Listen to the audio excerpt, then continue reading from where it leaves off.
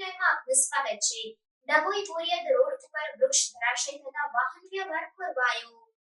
Dabhoi બોરિયદ road ઉપર વૃક્ષ ધરાશય 3 કલાક સુધી વાહન વ્યવહાર ખોરવાયો। સતત પડેલા વરસાદને પગલે જમીન ભીની થતા વૃક્ષ રોડની મધ્યમાં ધરાશયી થયું।